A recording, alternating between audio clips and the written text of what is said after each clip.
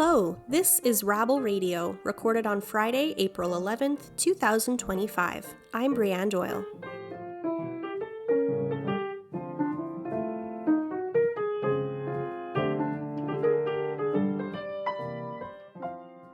Rabble.ca shares with you the news of the day through a progressive lens. If you're curious about what's happening in Canadian politics, labor, the environment, and beyond, you've come to the right place. This is news for the rest of us. Thanks for tuning in.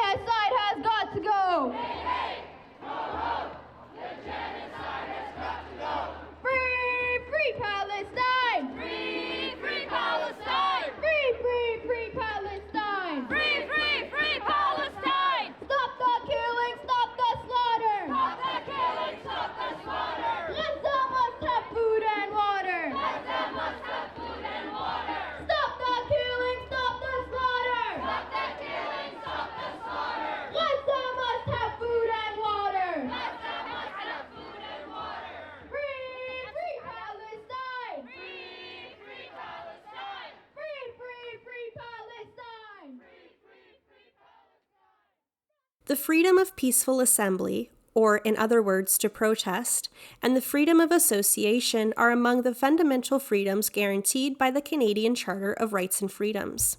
Protest has been a vital aspect of Canada's democracy and social fabric since the country's formation, playing a key role in advancing Indigenous rights, environmental causes, 2S LGBTQ+ and feminist issues, and labor rights. This past week alone, people in various cities across the country came together to protest against the threats to Canadian sovereignty made by U.S. President Donald Trump. And sure, we might not all agree with every protest which happens in our cities and communities. The Freedom Convoy of 2022 comes to mind. But as stated in our charter, as long as the protests do not include hate speech, become violent, incite violence, or pose a danger to public safety, we have decided as a country that the right to protest is more important than agreeing with every protest that is organized. It is crucial that we are able to express our opinions, criticize our governments and institutions, and participate in public discourse. This is why the City of Toronto's recent survey and proposed bylaw about demonstrations near vulnerable institutions is sounding some alarm bells. This week on Rabble Radio, Jack Layton Journalism for Change fellow Ashley Ray Thomas sits down with Samira Moyedin to talk about what this bylaw is and why it is being considered, why the right to protest is so important, and the Palestine exception. Here is that conversation. Take a listen. Thank you so much for joining us on Rabble Radio today, Samira. It's my pleasure. Thank you for having me. Are you able to introduce yourself? Tell us a little bit about you and what you do. Sure. My name is Samira Moyedin. I am a producer and broadcaster. I founded my own media company back in November of 2023 called On the Line Media. And before that, for nearly a decade, I was a producer at CBC Radio's The Current and a host at CBC Podcasts. So today we're going to be talking about the City of Toronto has put out a survey asking Torontonians what they think about these vulnerable zones. Can you share what you know about it? Yeah, so this is a survey that the City of Toronto put out, and I think the deadline, if I'm not mistaken, for citizens to respond and fill out the survey is May 1st. And it came about because two City of Toronto councillors, specifically James Pasternak and Brad Bradford, had put out a call and they want to put in place a bylaw to prevent people from demonstrating in what they're calling, quote unquote, vulnerable institutions. So this could include art galleries. It could include religious institutions like synagogues, mosques, etc. And some of the questions that the survey asks are a bit ludicrous and absurd. For instance, it asks, as a citizen, when you encounter a demonstration or a protest, how do you feel? And then it asks you to check off certain feelings, like, do you feel scared? Do you feel engaged? Are you happy that it's happening? Do you wish it wasn't occurring? Are you having difficulty getting to where you want to go to? So, sort of asking citizens to engage with how they feel when they encounter protests. And these safe, what are called bubble zones, what they're trying to create, these safe bubble zones for these quote unquote vulnerable institutions, is something that was already put in place in the city of Vaughan. This is about an hour outside of downtown Toronto, and also in Montreal. And I believe Brampton also has this right now. What it's really doing is making protesting illegal in certain areas, and it wants to criminalize protests in certain areas. And it was really brought about not just by these two counselors, but really Jewish groups and organizations were trying to get people to stop protesting in front of synagogues. And in order to tell you sort of where that came from, last year in March, March 8th, I believe, there was a real estate blitz in Vaughan where a synagogue was selling occupied Palestinian lands in the occupied West Bank. There were realtors there were mortgage brokers and lawyers all ready to sort of sell land, but it was happening inside a synagogue. So people came and protested outside of the synagogue. And of course, because of that, those protesters were categorized as being anti-Semitic and the protest itself being hateful, etc. And of course, the media didn't really follow up on, what was actually happening inside that synagogue to make all these people protest. People weren't protesting outside of synagogues before this real estate blitz happened. So that's sort of the context of how this bylaw or sort of survey came about to bring about a new bylaw to deal with protests. Yeah, I definitely don't think that the day that the protesters like marched up University Pass saying Mount Sinai and then the media just latched onto that as anti-Semitic, I don't think that that had no influence on this proposed bylaw. No, it didn't. And, again, just to come back to what you were saying, that was another instance where tens of thousands of people were marching, and that's just that Hospital Row was on that marching route. And I was actually there documenting that same person. It was a man in a Spider-Man outfit. He was climbing on top of everything, light poles, whatever, particularly anything that had scaffolding on it. And so Mount Sinai at the time was doing construction, and there was huge scaffolding up there. And of course, again, people latched onto this and said, they're anti-Semitic. This is a Jewish hospital. It had nothing to do with that. I mean, he also climbed on top of the Eaton Center. Does that make him hateful against Anglo-Saxon people? I mean, these things are absurd. But of course, they're grasping for whatever way they can to criminalize protest against Israel's actions in Gaza. And that is really what this is born out of. What are some of the things that we've seen the city do to criminalize protests and protesters in Toronto? I mean, there's lots of things. There are noise bylaws. There are these certain bylaws that want to make it illegal for you to protest outside certain institutions. So, for instance, when the art gallery fired Wanda Nanibush, this is their Indigenous curator, for making pro-Palestine comments or whatever happened in that situation, people were protesting outside the AGO. So again, people wanted to make it illegal. They're putting an art gallery as a vulnerable institution.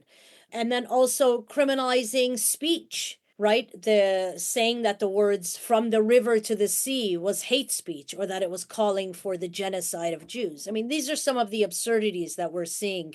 And remember, we never had any of these bylaws in place before Israel's war on Gaza. These things didn't exist.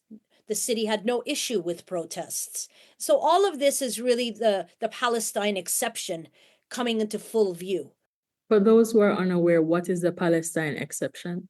The Palestine exception really was born out of what we saw in newsrooms, first and foremost. So, for instance, not being allowed to use the word Palestine in and of itself, and then also seeing that the way Palestine is covered is very different from other issues that are covered, right? We see the hypocrisy in coverage. So it was really born out of that. And then again, if we just relate it to the protests, for instance, all forms of protest are allowed in this city. But when it comes to Palestine, we're seeing all these new bylaws come into place. We're seeing speech being stifled. So all of that is what you can refer to as the Palestine exception.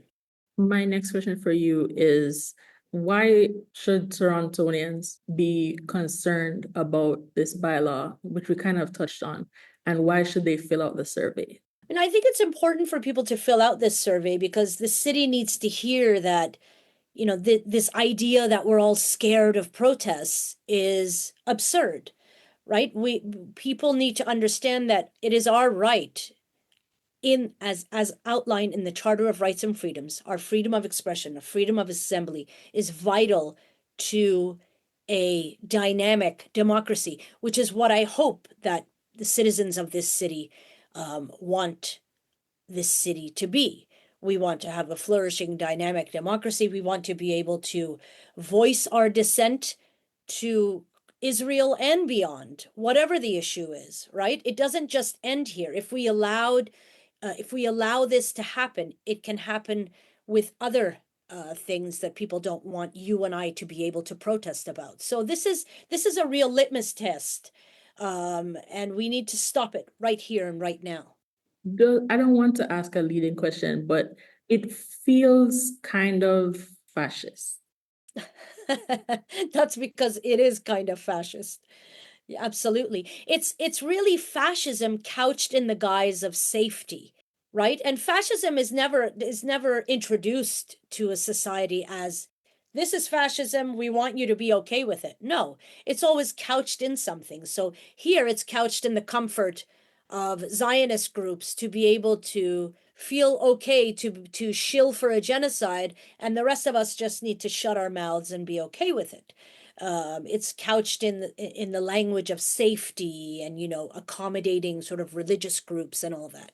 We know what it's about. It never was born out of anything else. As I said, you know, with Ukraine, we saw hundreds of people in the streets. We saw thousands of people in the streets marching against what Russia is doing in Ukraine. There was never an issue, right?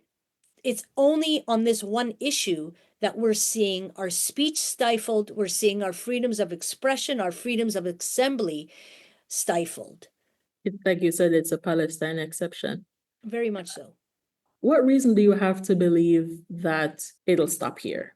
Like, once we get all the vulnerable zones set up, what comes next, in your opinion?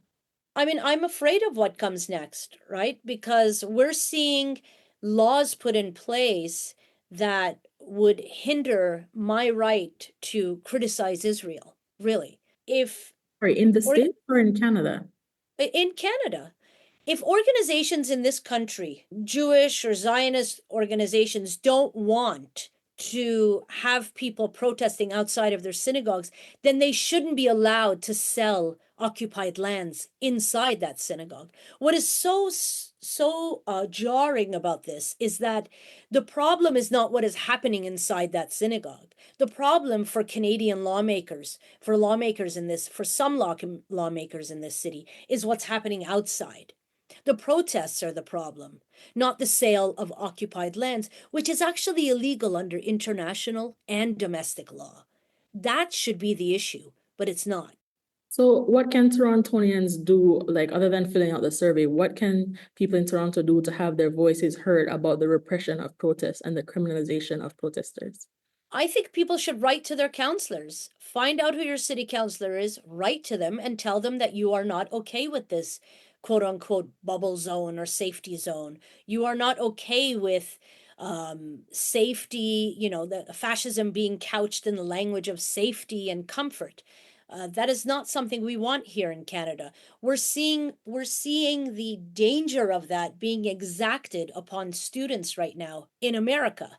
Is that what we really want to see in our country? If Pierre Poilievre gets elected, that's exactly what he wants to see. Well, when the encampments were here, they were certainly not hesitant to call the police on those students either. Exactly. I mean, we saw that the actions of students here were criminalized. We saw the University of Toronto getting an injunction against students. Some of those students are still facing a lot of problems because of speaking out against genocide. We saw the University of Alberta. I mean, they didn't even allow, or York University, they came in and clamped down on those students within the hour, brutally. And so that is a real danger. I have a question for you about the Indigo 11. I believe most of them, the charges have been dropped against them. Do you think that their arrest has anything to do with the further criminalization of protesters in Toronto? I mean, their arrests were so egregious, were so unbelievable to be, their homes were raided, their doors were barricaded over, left off the hinges. I mean, this is how you go after major, drug runners, major criminals, murderers. This is how police raid their homes, not people who were protesting. And of course, we're seeing all of them being exonerated one after the other because they have pushed back on the crown because of how egregious the police acted in these cases, right? And you can just look at the comparisons between how the 11 were treated versus how other people are treated in the law.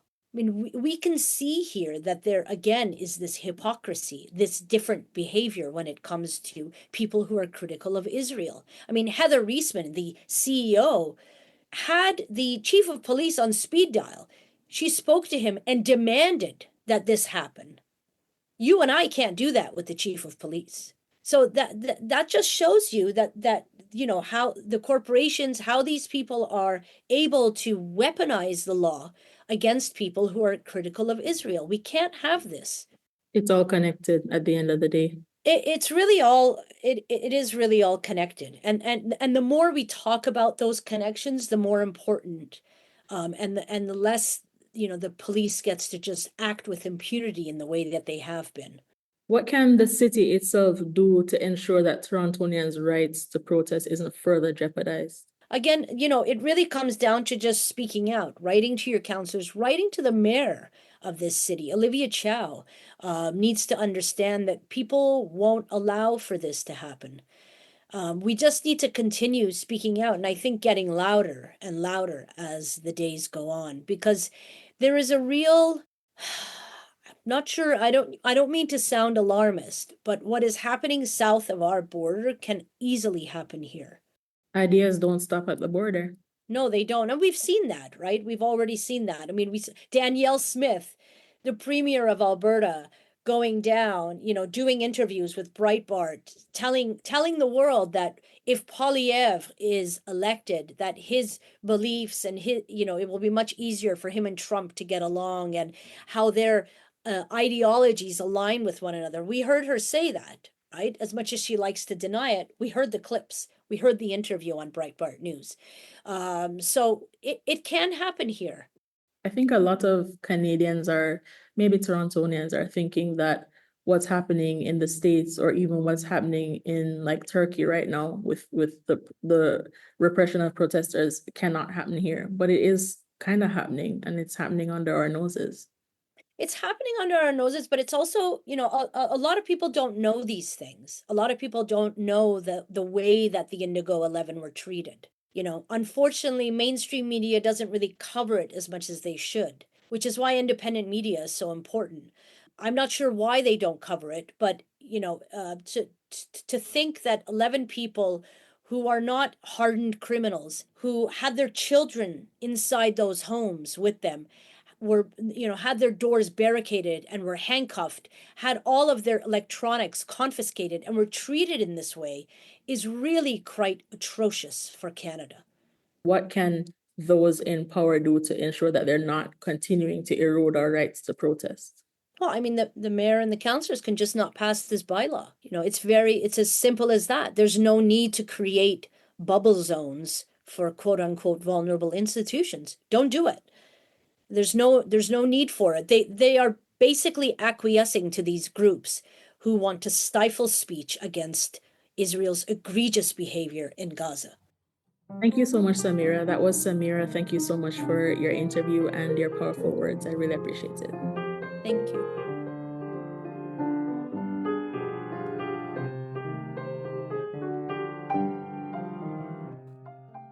That was Samira Moyedin and Rabble's Jack Layton Journalism for Change Fellow Ashley Ray Thomas in conversation. Thanks so much for that, Ashley Ray and Samira. And now, this is our In Case You Missed It segment, where we review the top stories from this week on rabble.ca. For that, let's go over to Rabble editor Nick Seabrook. Over to you, Nick. Thanks, Brianne. This week in national news.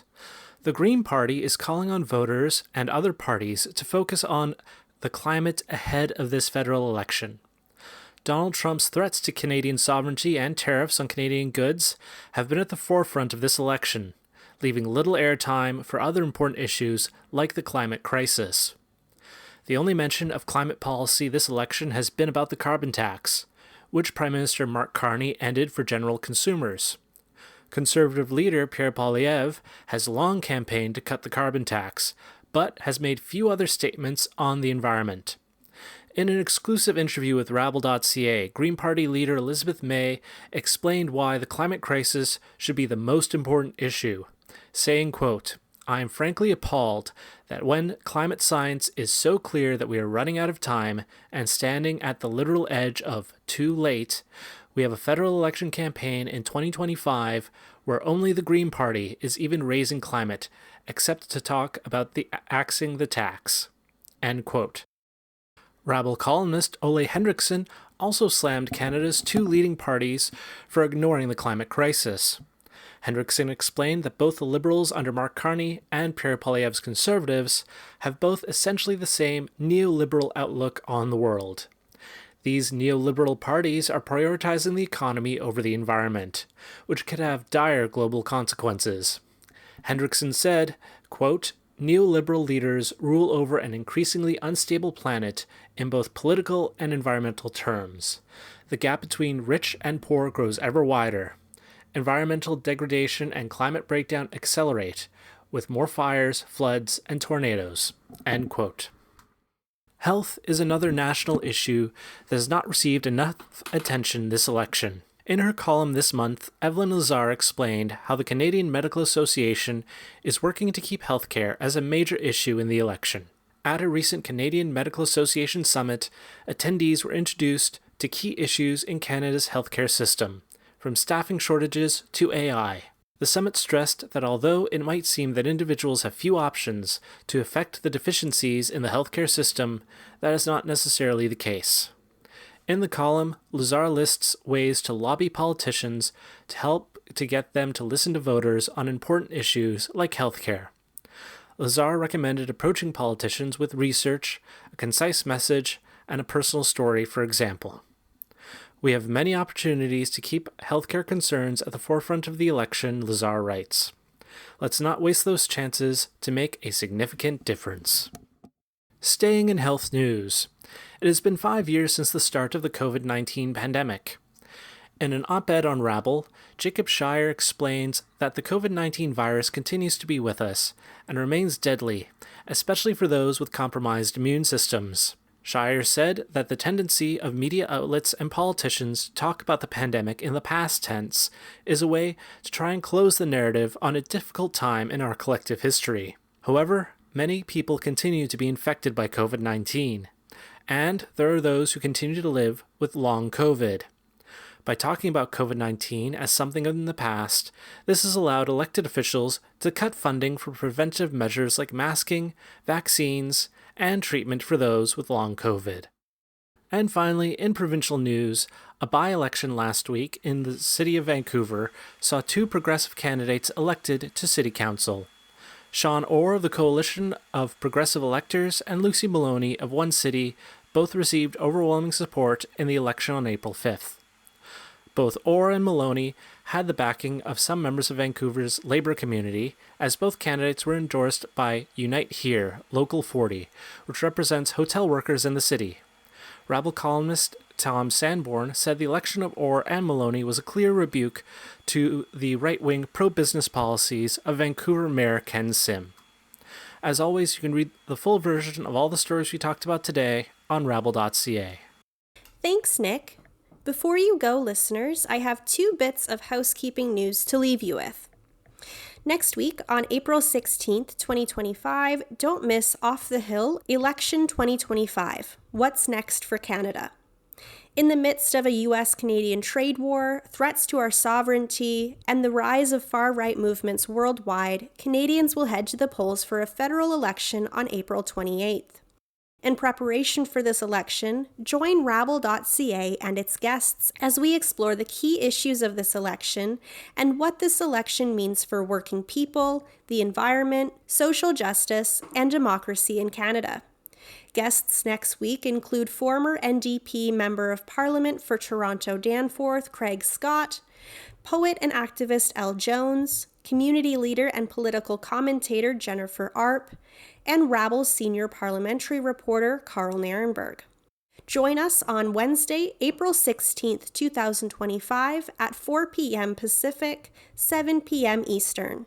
Register to join this free panel next week with the link on rabble.ca. And also, next week, on April 18th, 2025, Rabble turns 24. Since 2001, rabble.ca has been sharing news for the rest of us, bringing our audience the top news stories of the day through a progressive lens. And we couldn't do it without the support of readers and listeners like you. If you're in a position to, we would love it if, for our birthday this year, you would consider becoming a monthly donor. Monthly donations provide a steady source of support for rabble.ca and amplify your impact as a donor to help us sustain independent media. If you are not already a monthly donor and are in the position to become one, we welcome contributions at any level. If a monthly donation is not something you can swing, we're also delighted to receive one-time donations.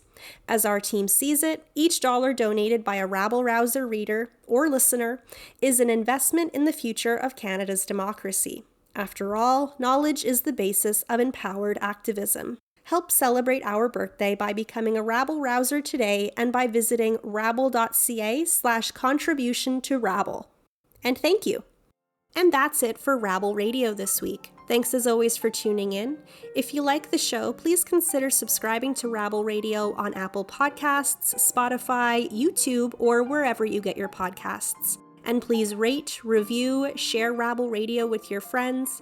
It takes 2 seconds to support independent media like Rabble. Thank you to all the journalists and writers who contributed to this week's content on rabble.ca, and thank you to Carl Narenberg for supplying the music. Lastly, thank you to you for tuning in to Rabble Radio. I'm Brianne Doyle, and I'll talk to you next week.